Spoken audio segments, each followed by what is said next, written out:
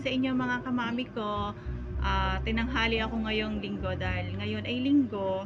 So, syempre mga walang pasok ang mga aking mag-aaral, kaya naman tanghali rin akong bumangon. Parang kagaya lang din kahapon Sabado, pero maaga pa rin ako kahapon Sabado. Ngayon lang medyo tinanghali.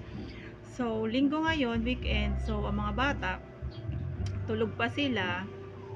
Pero maaga pa rin akong nagluto para mamaya pagising nila, kakain na lang sila, wala na silang papaproblemahin. Tapos gagala na lang sila. Ayan, ganyan ang buhay ng aking mga anak. Sa sarap ng kanilang mga buhay. Wala silang mga problema sa buhay, kundi kumain, matulog, manghingi na lang ng kailangan nila.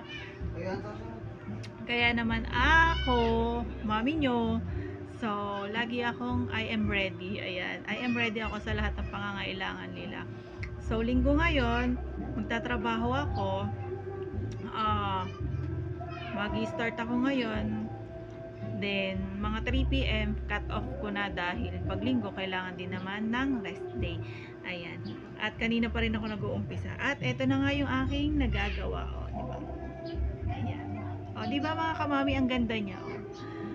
O, diba maganda siya? Ayan. O, yan yung mga gawa namin.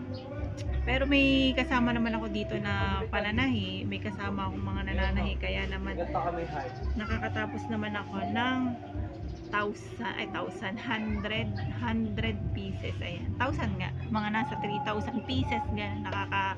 Nakakatapos naman kami sa loob ng isang linggo dahil meron naman akong kasama na 5 tao na gumagawa din ito. Pero syempre kailangan ko rin naman tumulong kahit ako ang sabihin mong nagmamanage. Ayan, kahit syempre, di ba tayo, kahit nagmamanage, kailangan din natin gumalaw. Huwag nating iasa sa ibang tao yung ating ginagawa, yung ating trabaho. Dahil mahirap na, di ba? Mahirap magtiwala. Na totally, hindi naman, wala naman ako ibang ibig sabihin sa mahirap magtiwala.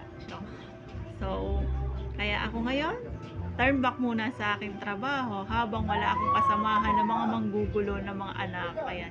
Kahit kasi malalaki na yung mga anak ko, yung panganay ko 21, yung pangalawa ko 19, yung pangatlo ko 17, at yung bunso ko ay 15.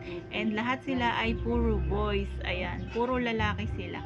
Kaya naman, kahit malalaki na sila, naku, sumasakit ang ulo ko sa kanila dahil nakakakonsumisyon. Ayan, kaya naman, yun lang muna ang aking vlog for today mga kamami ko, and see you until my next vlog. Happy weekend everyone!